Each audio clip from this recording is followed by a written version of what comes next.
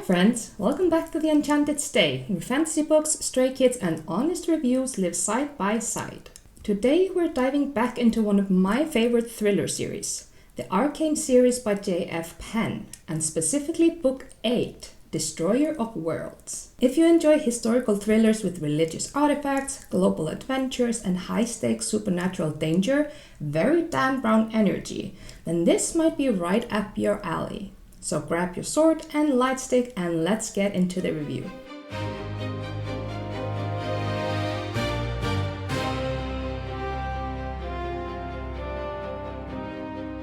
Destroyer of Worlds follows ARKANE agents Dr. Morgan Sierra and Jake Timber as they're pulled into a dangerous mission centered around a mysterious artifact known as the Destroyer of Worlds. This relic carries immense destructive potential, and if it falls into the wrong hands, the consequences could be catastrophic. Morgan and Jake travel through dangerous landscapes, uncover ancient legends, and race against time to stop a looming disaster. As with the rest of the series, the story blends historical research, religious themes, and modern-day thriller pacing, creating a narrative that feels both grounded and larger than life. Let's talk about the characters, because this series really shines in its leads. Morgan Sierra is an Oxford psychologist specializing in religion as well as an experienced ARKANE agent and former military officer. She's deeply shaped by loss, which gives her emotional depth and a strong sense of resilience. I love how her background continues to influence both her decisions and her perspective throughout the story.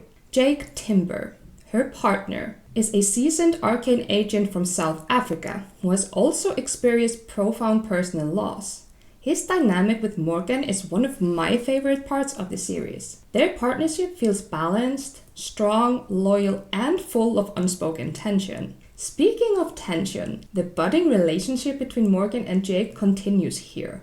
And I have to admit, I both love it and feel slightly frustrated by it. There's clear attraction and emotional depth, but neither of them seems ready to acknowledge it openly. At this point, I'm honestly wondering if they'll ever fully address their feelings. We also have Father Ben Constanza, a monk at Blackfriars College, who has connections to Morgan's past and acts as both mentor and ally. Elias Marietti, the director of ARKANE, brings authority and history to the organization, especially with his background working for the Vatican. And then we have Asha Kapoor, the main antagonist, an Indian heiress whose motivations and presence add strong stakes to the narrative. Worldbuilding. Since this is a modern-day thriller, traditional fantasy worldbuilding isn't the focus, but J.F. Penn excels at making real-world locations feel vivid and immersive. The historical details woven into the narrative add depth and authenticity, and I especially enjoyed learning more about India and its history through the story. The settings feel alive, and the research behind the scenes is clearly extensive. This combination of real-world history and supernatural elements creates a grounded but thrilling atmosphere. Tropes and Archetypes. This book leans into several classic thriller and dark fantasy adjacent tropes, such as religious and powerful artifacts, exotic global locations, ancient secrets and hidden histories, high-stakes ticking clock scenarios, secret agencies and covert missions, dark rituals and human sacrifice, larger-than-life threats, and religious extremism as a driving force. If you enjoy stories where history, myth, and suspense collide, this book absolutely delivers on those themes. What I liked and didn't. Starting with what I loved. This book is incredibly fast-paced and gripping. I devoured it in less than a day, which is always a strong sign for me. The suspense is intense, the stakes feel personal, and the emotional investment in the characters continues to grow. I also really enjoyed the historical aspects and learning more about Indian culture and mythology through the narrative. Another highlight is Morgan and Jake's dynamic. Their partnership feels real and emotionally layered, even if I'm getting a little impatient waiting for them to acknowledge their obvious feelings for one another. Now for the elements that might not work for everyone. The pacing occasionally slows down when the historical information becomes more detailed. Personally, I enjoy these moments because I love the research aspect, but readers looking for constant action might feel the slowdown. Also, this book does get quite brutal at times.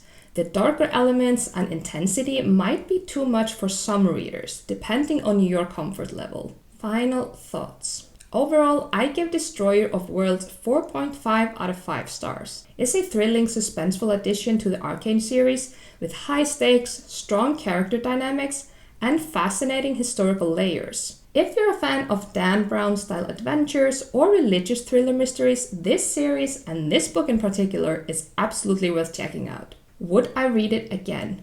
Definitely.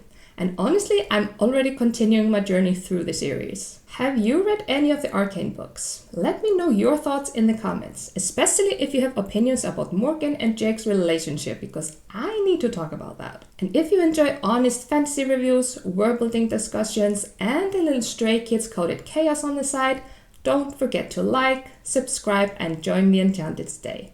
Until next time, stay chaotic, stay magical, stay.